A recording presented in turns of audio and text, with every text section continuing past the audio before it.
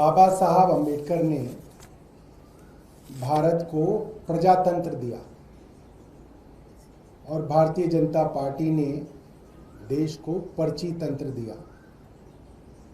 एक समय था जब राज्यों के गद्दावर नेता, जिन्होंने वर्षों तक पार्टी के लिए, लोगों के लिए संघर्ष किया हो, उन लोगों को मुख्यमंत्री बनाया जाता था।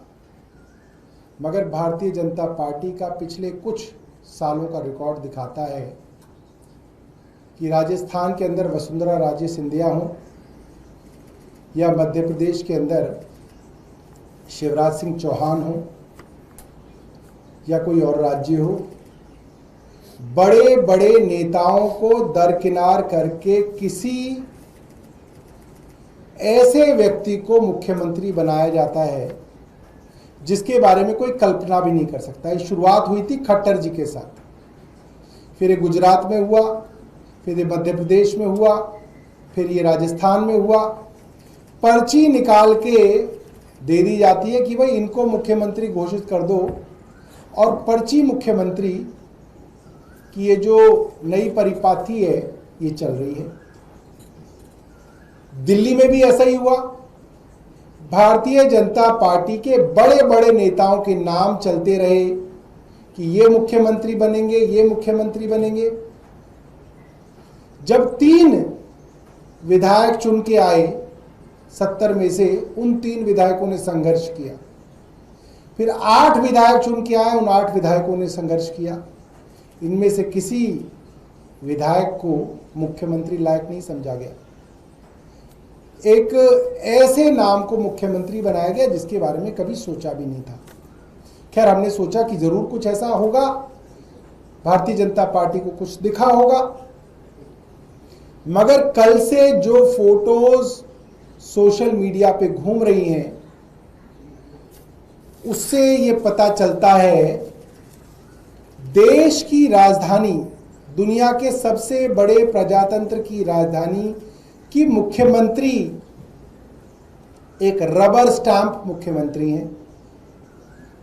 उनके द्वारा ली जाने वाली अफसरों की मीटिंग उनके पति श्री मनीष गुप्ता ले रहे हैं। हमें लगा था कि भारतीय जनता पार्टी इस चीज को डिनाई कर देगी।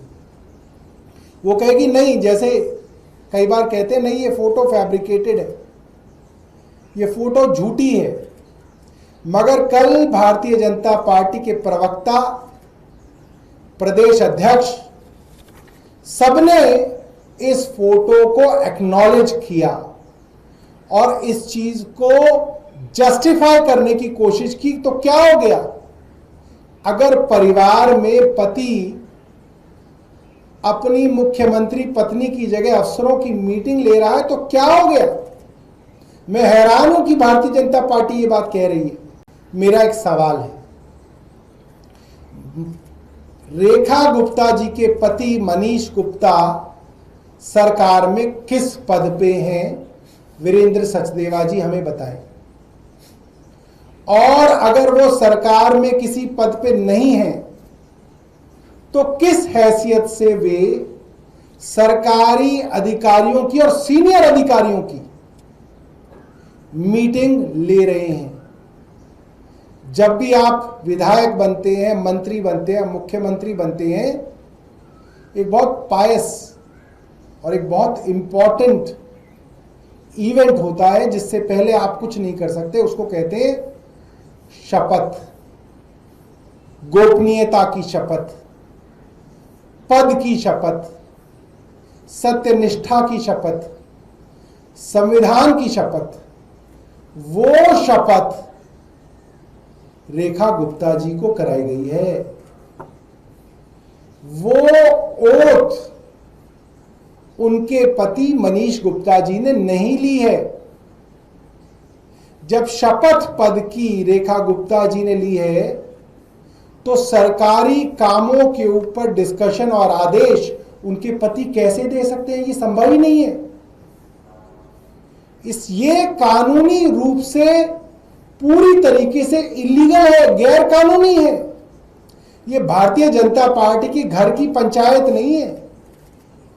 जो सीरियल आता है पंचायत, फुलेरा की पंचायत, जिसके अंदर नीना गुप्ता जी हैं, प्रधान जी हैं, और एक उनके पति हैं, प्रधान पति हैं। तो भारतीय जनता पार्टी ने दिल्ली विधानसभा और दिल्ली चुनाव और दिल्ली की पूरी राजनीति को फुलेरा की पंचायत बना दिया, जिसमें नीना गुप्ता जी घर बैठेंगी और पतिदेव जो है प्रशासन चलाएंगे। ये दिल्ली में नहीं चलेगा। दिल्ली फुलेरा की पंचायत नहीं है।